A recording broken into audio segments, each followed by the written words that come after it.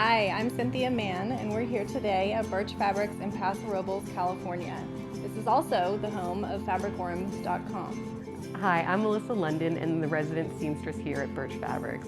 I teach sewing lessons here, prepare blog tutorials, and sew samples of Birch's line of organic cottons. And I'm here today to talk to you about sewing.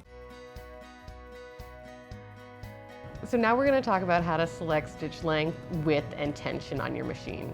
Every machine's a little different, but most have a range from 0 to 5, which directs the stitch length. 0 being the smallest stitch, no length at all, 5 being the longest.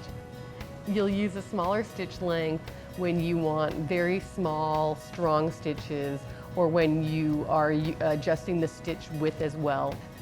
Usually you'll use, in a range between 0 to 5, about a 3.5 for your universal stitch. That way it's nice and tight, but it's also not so small that it will take forever to get through your machine.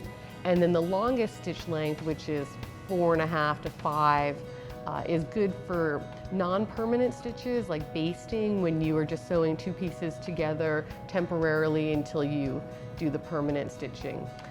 And then you have upper tension and lower tension. The upper tension is what's going to control how easily the thread moves through the machine from the spool up here. Lower tension is for with the bobbin, which you don't really mess with that often. When you need to adjust your stitch width, on my machine it's a little button, and that's going to affect whether your machine is sewing a straight stitch or a zigzag stitch.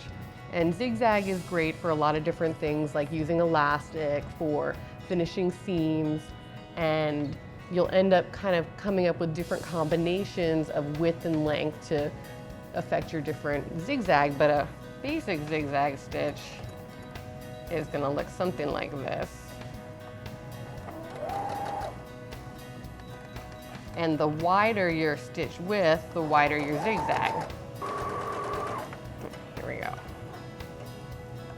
So you can see here, that's kind of a standard zigzag. Here the zigzag's a little bit wider because it's a longer stitch width, and here the zigzag is barely there because the width is so small.